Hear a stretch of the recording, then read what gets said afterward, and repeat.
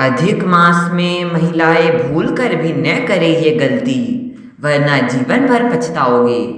हिंदू धर्म में अधिक मास को भगवान विष्णु और माता लक्ष्मी को समर्पित माना जाता है,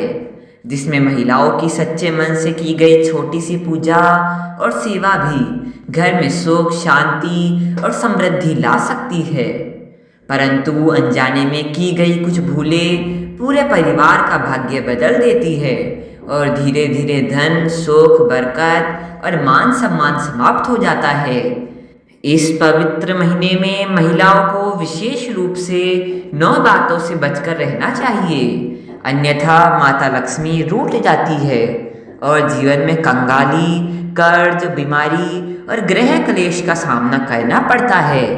पहली गलती, दरवाजे पर आए याचक, भिखारी, साधु, संत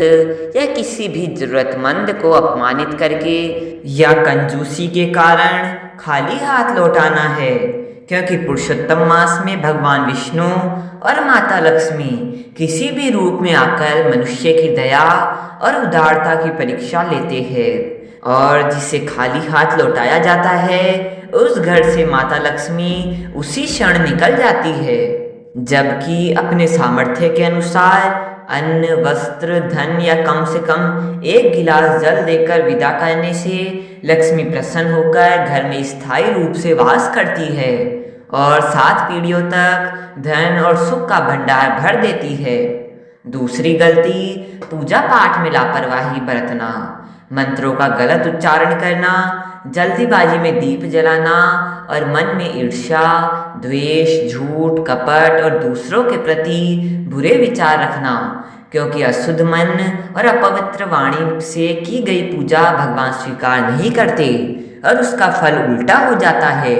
इसलिए पूजा के समय तन और मन को गंगा जल की तरह पवित्र रखकर सत्य और मधुर वाणी से आराधना करनी चाहिए। तीसरी गलती, क्रोध करना, बात पर चिल्लाना, ताने मारना, पति, बच्चों या बुजुर्गों पर गुस्सा करना और घर में कलह का वातावरण बनाना है, क्योंकि अधिक मास शांति, संतोष और हरि भक्ति का समय है और गुस्सा साक्षात दरिद्रता का रूप है, जिससे कमाया हुआ धन भी बीमारी, मुकदमे और फालतू के नुकसान में पानी की तरह बह जाता है। जबकि शांत स्वभाव, मुस्कान और प्रेम से भरा व्यवहार लक्ष्मी को अत्यंत प्रिय है और घर में अखंड सौभाग्य लाता है। चौथी गलती, सक्षम होते हुए भी भूखे, असहाय, अनाथ या रोगी की मदद न करना और कंजूसी या घमंड में मुंह फेर लेना है, क्योंकि इस मास में भगवान मनुष्य की दयालुता और इंसानियत की परीक्षा लेते हैं और गरीबों का हक मारने या उनकी लाचारी का मजाक उड़ाने से संचित पुण्य नष्ट हो जाता है। जबकि गुप्त रूप से दवा देना, भरपेट भोजन कराना या आर्थिक सहायता करना नारायण की कृपा दिलाता है और परिवार को राजसी सुख देता है। पांचवी गलती, छोटे स्वार्थ के लिए झूठ बोलना, धोखा देना, बातें छिपाना और पीठ पीछे दूसरों की चुगली करना है, क्योंकि सत्य को साक्षात नारायण माना जाता है और झूठी वाणी से की गई कोई भी पूजा, व्रत या दान स्वीकार नहीं होता, बल्कि उसका दोष लगता है, जिससे घर में पैसों की तंगी और कर्ज का दलदल बढ़ता जाता है। इसलिए वाणी में केवल सत्य और मिठास रखनी चाहिए। छठी गलती, लहसुन, प्याज, मांस, अंडा